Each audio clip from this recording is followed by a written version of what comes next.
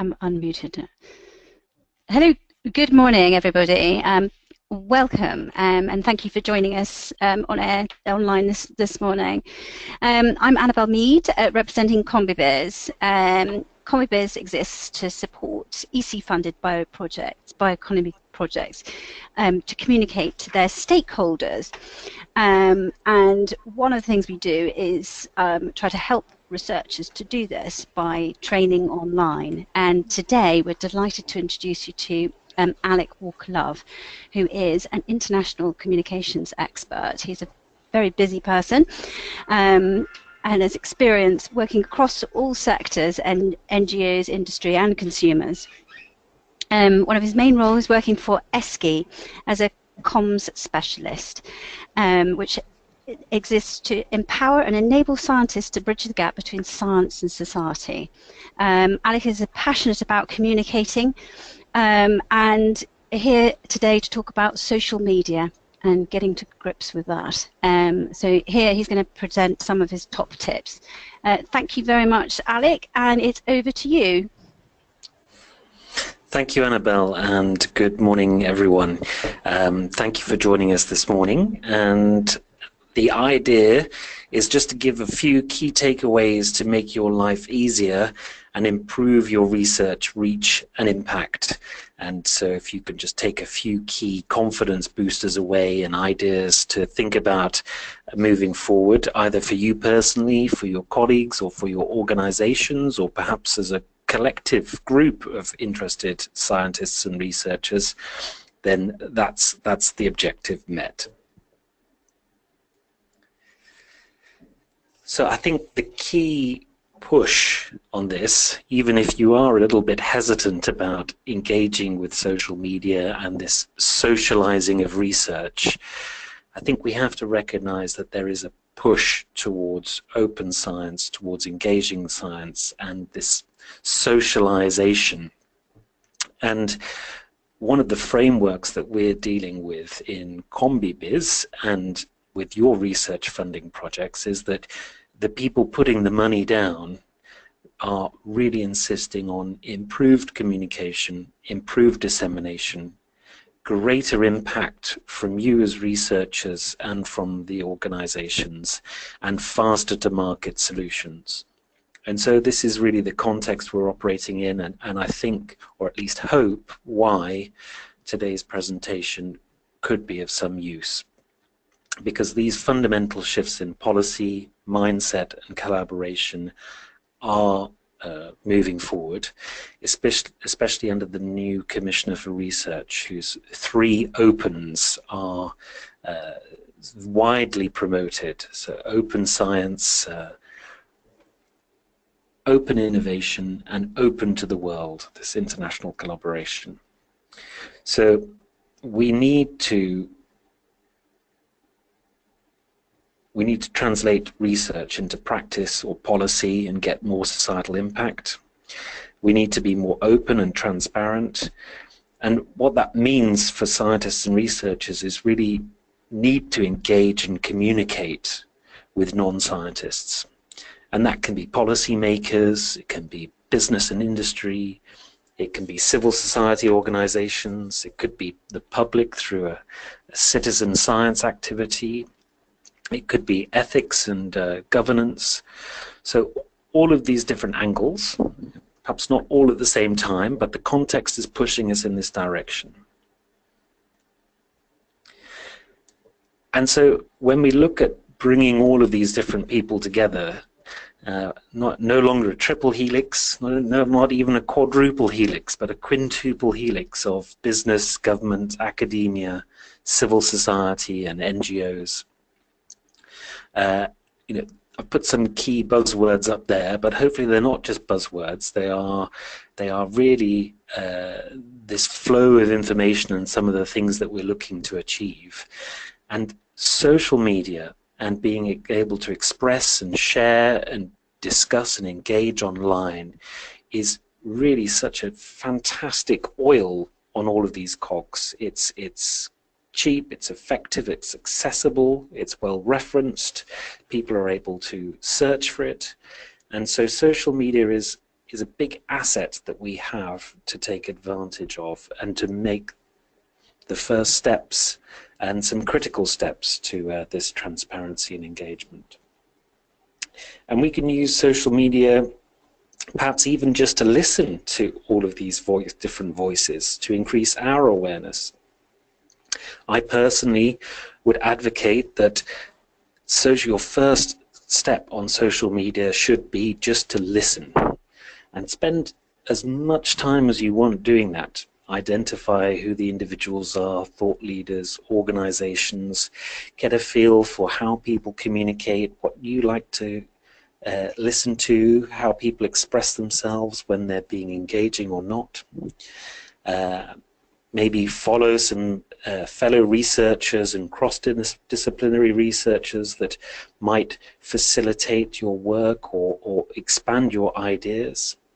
Perhaps listen to some funding bodies from European Commission, national programs, investors,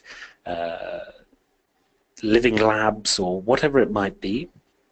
Listen to those and understand the kind of interest and support and context online for where your research is going to hopefully create more of an impact and where you might seek to find your voice online.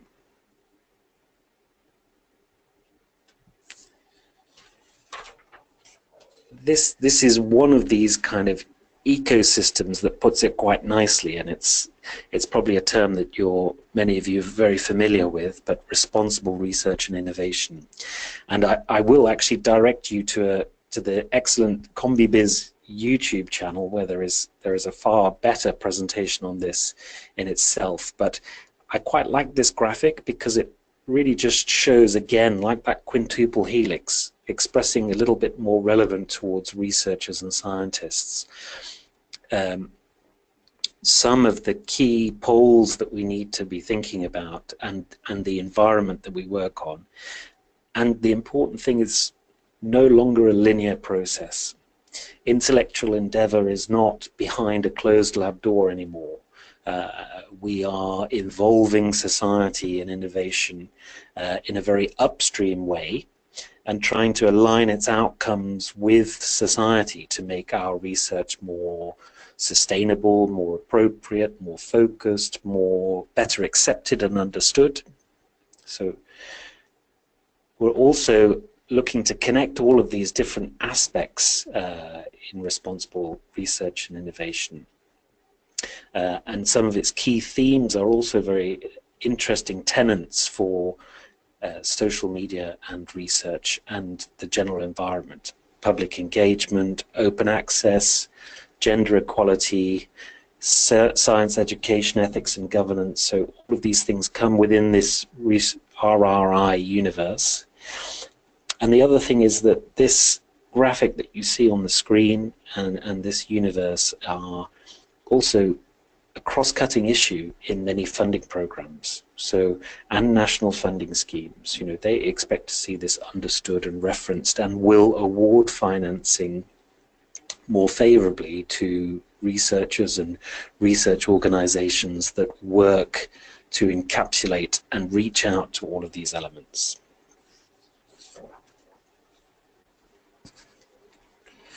I should just say one last thing about that, is that also you're better positioned to say this than I am as actual researchers and scientists yourself, but I think a lot of the feedback that I've had is really that this also works towards improving the culture of science and profiling scientific careers in the public mindset as well. So that's definitely important for the future. So just moving from the kind of bigger picture to how researchers and scientists use social media today.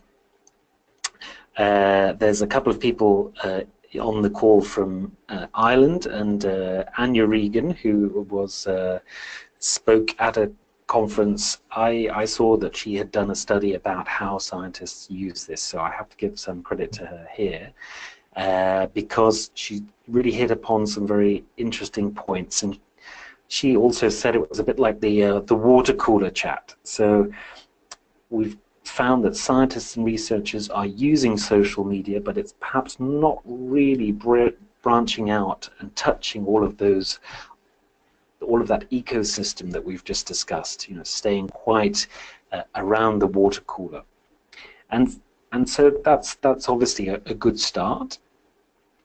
And sharing, promoting, and discussing and getting feedback from peers is important, but perhaps it's not quite moving out of the comfort zone and meeting those evolving expectations of impact and faster to market that a lot of the policy makers are expecting of research today.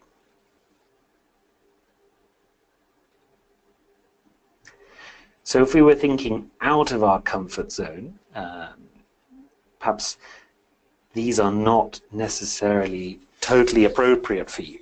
But these are just some ideas of also how scientists and researchers and research organizations, and perhaps you even have a science communication team in your organization that can help you express yourselves or give you these opportunities to create them for you and work on all of the technical things. But these are some of the platforms where those end audiences might find themselves.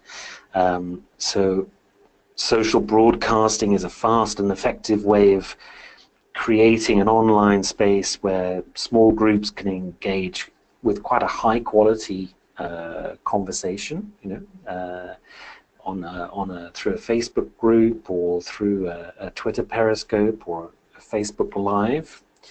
And these are perhaps slightly more daring things, but are really, really accessible for you, and might be even worth playing around and trying out with your colleagues as a kind of a stretching exercise, just to see how you feel about these things. But I think the important thing here is that this is all about video, and there's a graphic there on the bottom of the page. You as scientists and researchers have a huge capacity to read and digest material in huge detail, which is why you have become so specialist.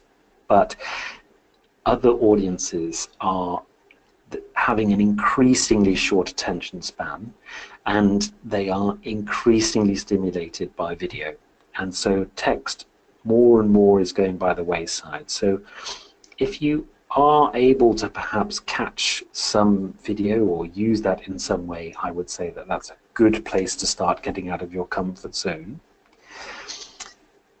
If you're not quite ready for this, or it's not appropriate, which is totally understandable, I mean, LinkedIn posts under their Pulse brand, very effective. Also still very useful for scientists and researchers is perhaps your own blog or simple WordPress or Wix site, where you might develop your ideas in an accessible but somewhat detailed way. So in the text file, but try and play around with a little bit of video if you're really looking to stretch your legs on this.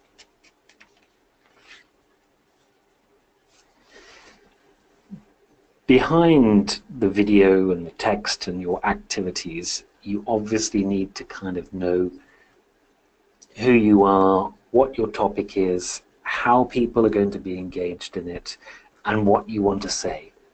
And here we've kind of got the 5 key tenets of how you're going to craft your story, and some questions that you should ask yourself before you develop your own storylines to tell online. The big picture is where lay people and even sort of non-specialist policymakers and experts start.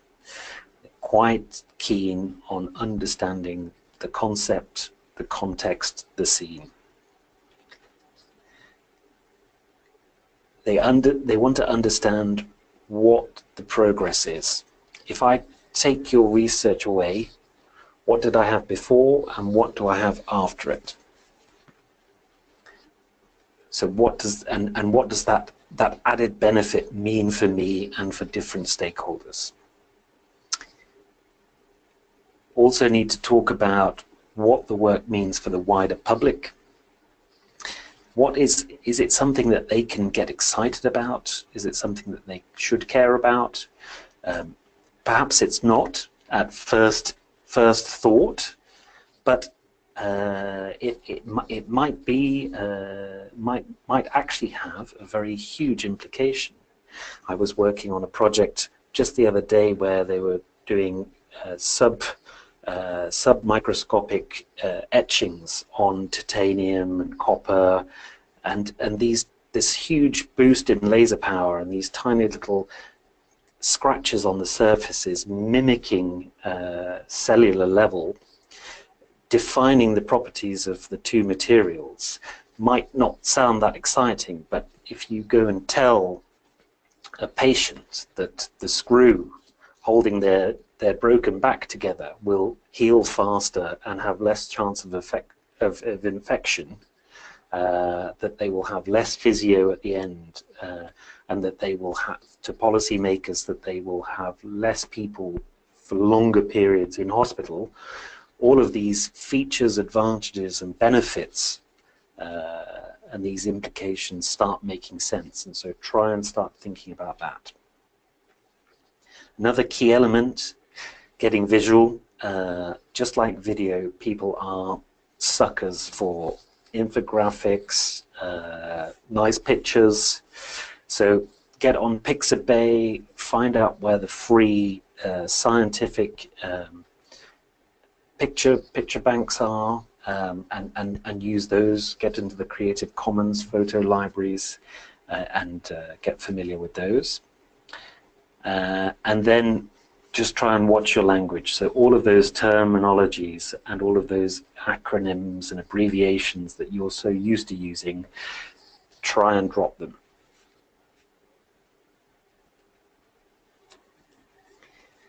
Another thing online is that because we don't have the context of seeing the person in front of us, we don't have a voice, we don't have the intonation, sometimes we have to be careful about how we might want to come across online.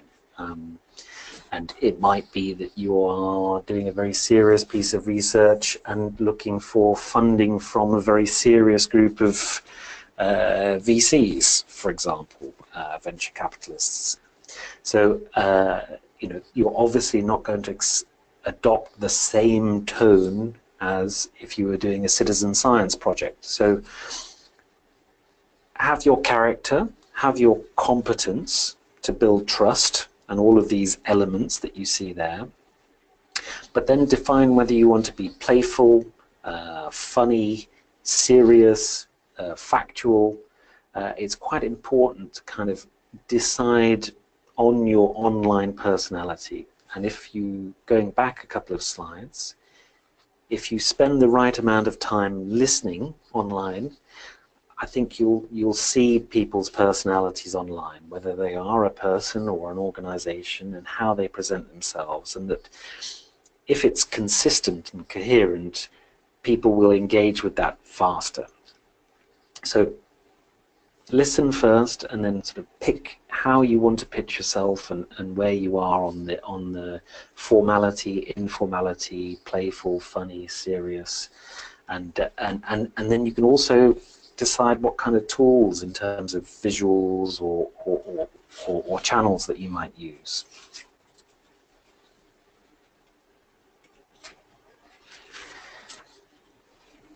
I think it's quite useful to know the starting point and the end point, and it's probably good to have an idea about where you're going to get people engaging with you and not. Just to even manage your own expectations, I find this funnel quite useful.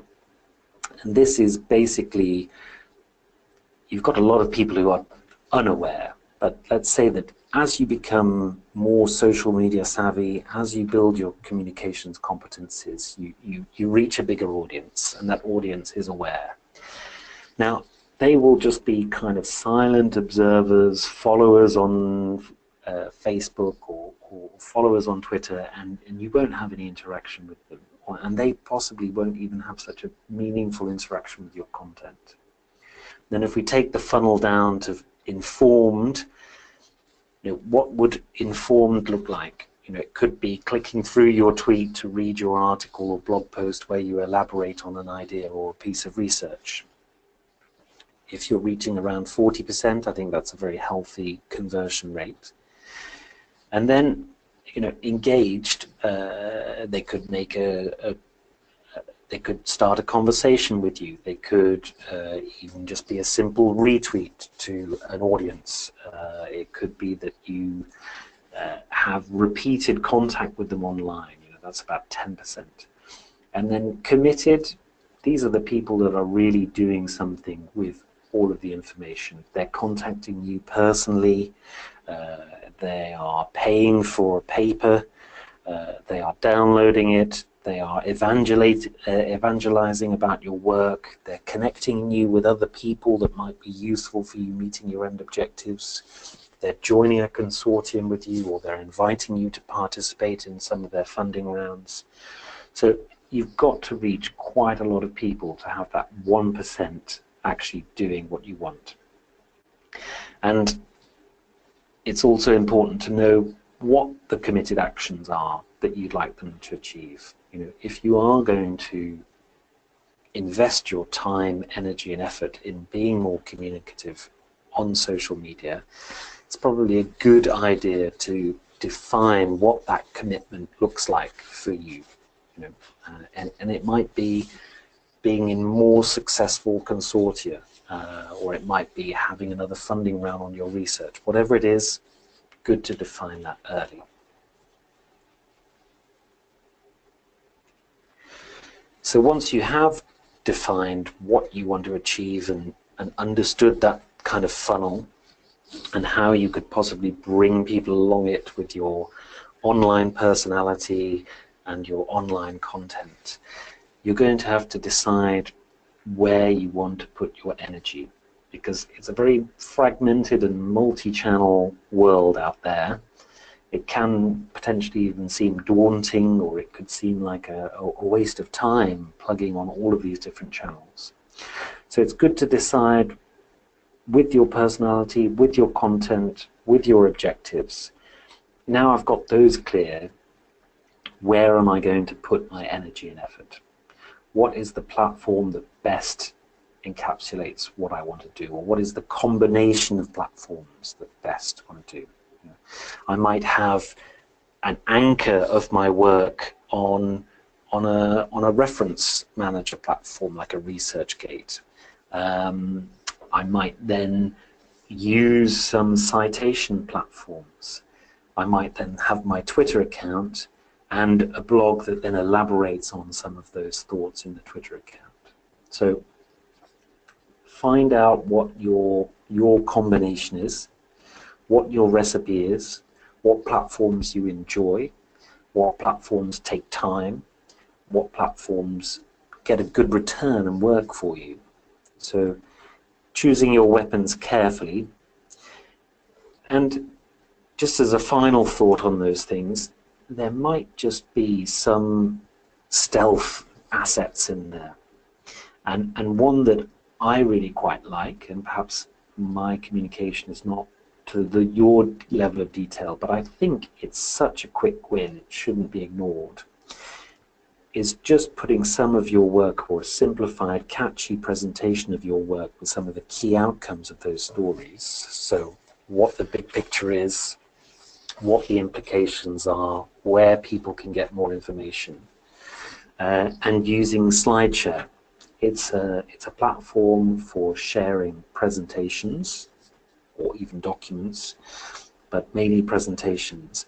And it takes 2 minutes to set up an account.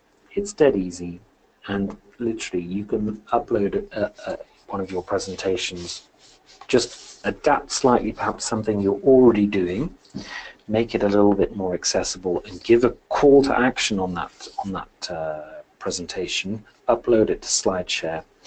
Come back and check the stats a little while later, having done all the right tagging, and you might be really surprised about who and where people are reading about your research. So it's got quite a good organic growth on something like that.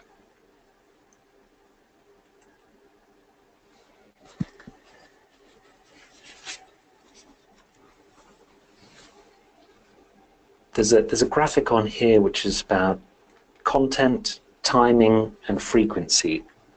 You need to build up your audience, and these are three of the key elements that you want to combine together if you're going to be effective. So the ideal frequency is also probably an ideal frequency for you, because you need to be regular and you need to be consistent. So don't go racing out of the gates like a marathon. Don't run the first 2 kilometers really fast and then die afterwards.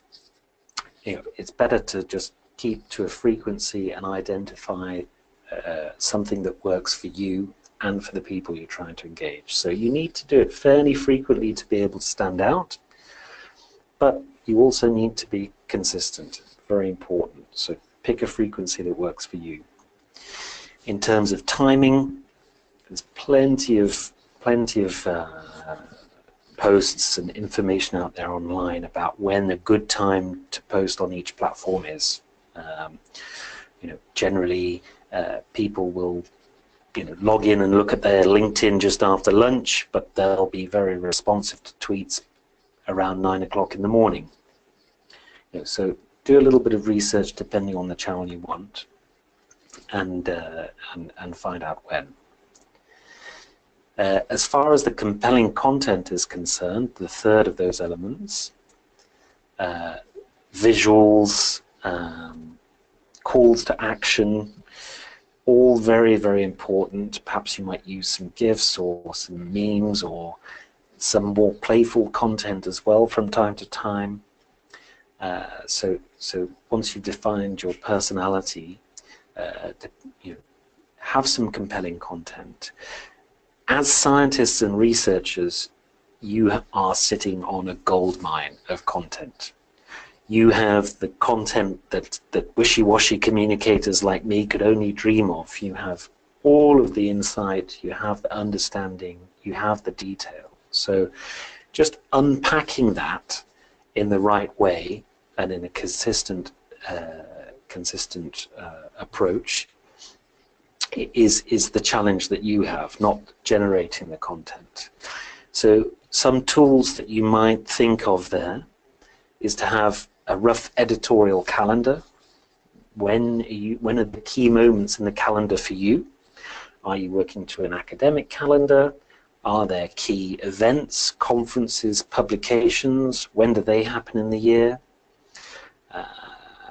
So think about when you want to launch that content as well.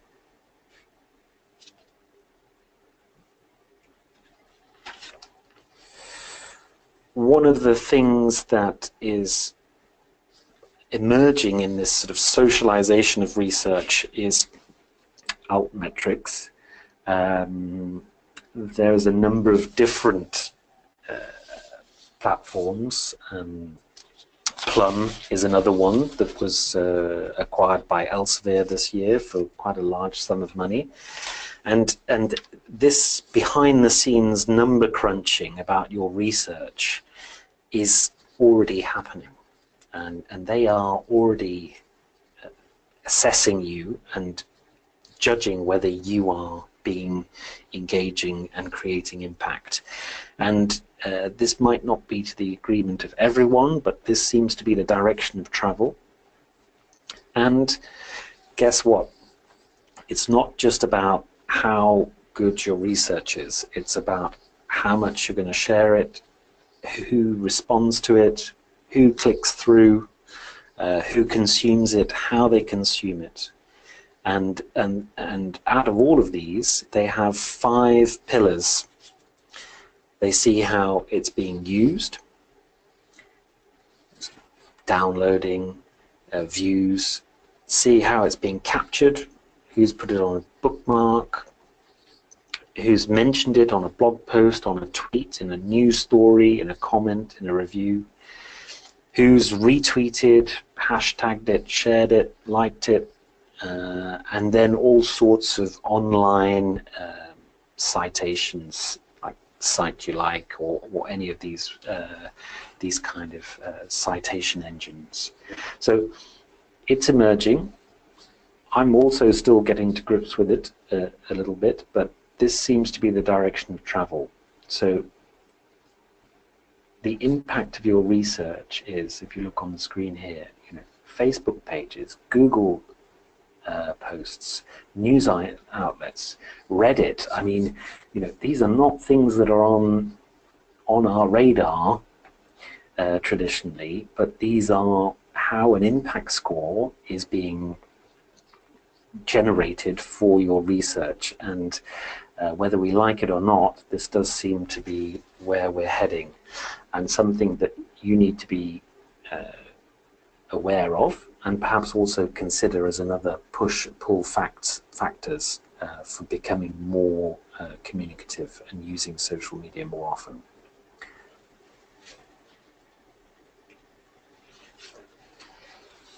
Once you're out there and you're working your readers and your audiences down this funnel, you also need to be monitoring what's working, what's not working. As you're setting out, you will get a very quick feeling for what works and what doesn't, and who responds, and who's part of your informed and engaged audiences, and who are your silent lurkers, and so that comes naturally. This used to be something that was quite complicated and difficult to figure out. The good news is, especially today, a lot of the platforms have their own monitoring tools built in for you to see for free.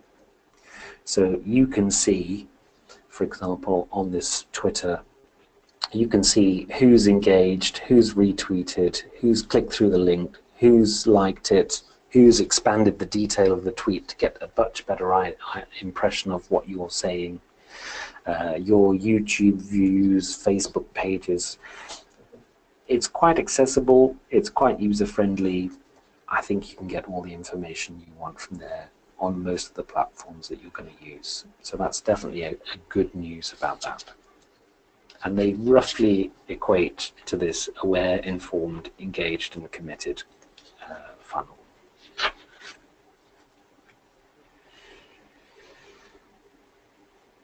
Okay, possibly put this in the wrong order, but just to come back to that ALT metric then, these are the 5 pillars resumed in a slightly more visually friendly way. And the one thing that strikes me about how all of these ALT metrics are being put together, how your research is being judged, and how your impact score is being calculated for non-experts, investors, policymakers to see, a lot of these are in the communication field. This is not about the deep quality of your research, which is why I understand there is significant reservations about these systems, but news outlets, social media and blogs, and other sources, so 3 out of the 5 pillars are all basically about how well you're going to communicate. So this is really saying that if we're going to share, going to create impact, or at least going to be showing that we are working to create impact, 3 of these 5 things are in the communication basket.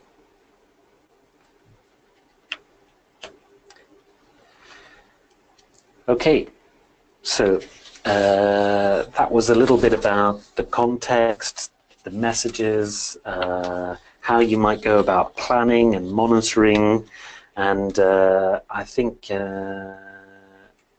that gives us plenty to think about. and the age of the communicative and socialized researcher is upon us, or very nearly upon us, and I think it gives a lot of opportunities for researchers who are also able to think about how other audiences want to access, interact, and understand the extremely valuable research work you're doing. Well, thank you very much, Alec. I think we've already got some questions written in the panel. So while you're sort of thinking about that, and also do please send in if you've got any questions, do type them out to the organisers. While you're thinking about the questions, just summing up on that, I thought it was extremely interesting, and I was writing away like mad. It's just saying, you as researchers are sitting on a gold mine of information, and so social media is one of the most effective platforms for reaching your stakeholders.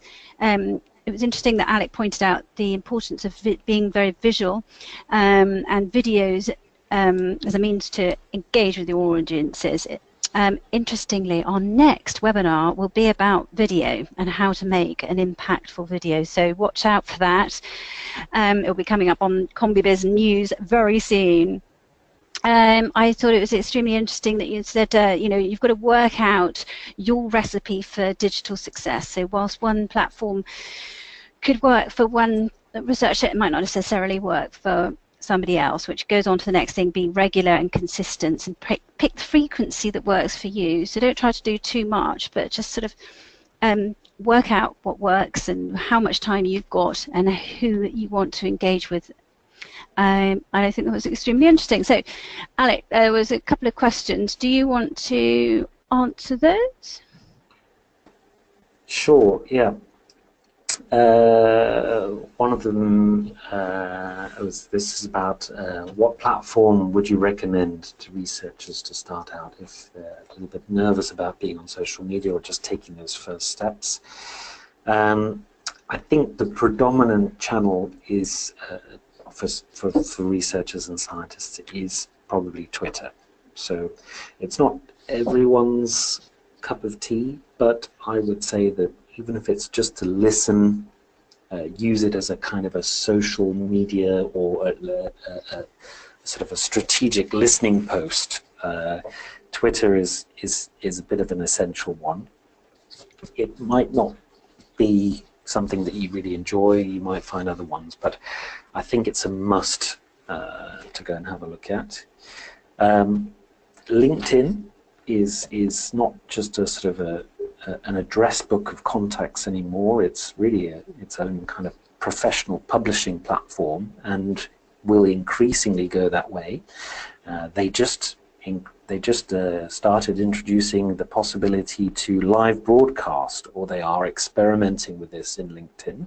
So, and they are also looking at integrating a lot of the capacities that you might have of a MOOC, like a mass online open course for education. So I think you will definitely see LinkedIn go more and more in that direction. It's probably something you're familiar with already. So Twitter and LinkedIn, sort of definite must-dos. And then I mentioned a couple. There might be a sort of a stealthy quick win, like a slide share. You could experiment with. That's definitely good. And then there is a kind of the traditional staple for researchers, because you are dealing with in-depth, detailed subject areas, is the good old-fashioned blog. You might want to even just migrate that blog to LinkedIn, to your LinkedIn page, where you're going to get a better audience, and that's where an audience already exists. But you might still have a space for a WordPress site or your own blog where you really can put down a lot more thoughts and expand on it, and then use Twitter to attract the awareness and then drag them to your blog page to inform and engage them. So those are probably the three key channels. If you are a little bit more adventurous and public-facing, I would say something that is also changing into really quite an interesting platform is Instagram. You might think that this is just something for a sort of a very young audience, but to share how wonderful their life is. But again, lots of interesting publishing and storytelling opportunities happening on Instagram. Lots of video, and so if you were wanting to try out something that was really much more public focused, a researcher's night or a public engagement exercise, that could also be a little bit of a sleeper as far as a channel.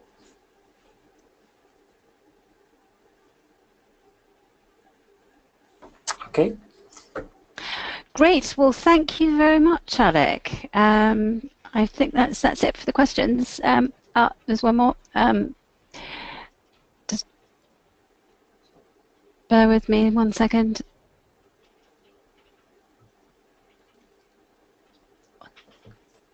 Okay, this is about... you have another one there. Do you see it? Yep. Managing a Twitter account for EU project with a consortium of 29 partners. Do you think it is best to have one person managing the account instead of numerous users? I'm struggling to get the researchers to send me content on a regular basis. Any tips for encouraging them? Yeah, that's good point, because we often have that. Lots of multiple users. As research organizations, quite often either responsible directly for doing communications dissemination on a project, or definitely part of that process to a greater or lesser extent. The Twitter account, I think you can probably quickly multiply your footprint and increase the number of people doing it by having one person managing the central account, defining their objectives, defining the content that they're going to use, and giving an outline of their editorial calendar. So these are the peak events, these are the peak publications, these are the peak moments when we're releasing content, and this is where, as the mother account, we will focus on sharing that with everyone else, and then giving them the opportunity to identify when they can support and react to you, but perhaps also give them some practical guidelines about how they can use their own personal or organizational accounts to use the same hashtag, to constantly reference in the right way. Give them some good visuals that they can use themselves whilst referencing the master account. So I think it's share with them what you plan to do as the master account, make it transparent, hopefully get some results that can show that it's getting an impact, and get them to rally around you on their personal and organizational accounts, and give them some tools to do that. Images, infographics, link to some interesting content, and some hashtags that they can all use on a regular basis. Those would probably be good ways to get a bigger collective outcome whilst keeping the editorial focus of the main account. That's great. Thank you very much, Alec. That was really interesting and informative. This presentation will be available on online on our YouTube channel, the CombiBiz YouTube channels. Please keep in touch. Watch out for future webinars and events, and we look forward to speaking to you soon. Thank you very much, Alec. Goodbye, Thank you to CombiBiz. Bye-bye. Thank you. Goodbye.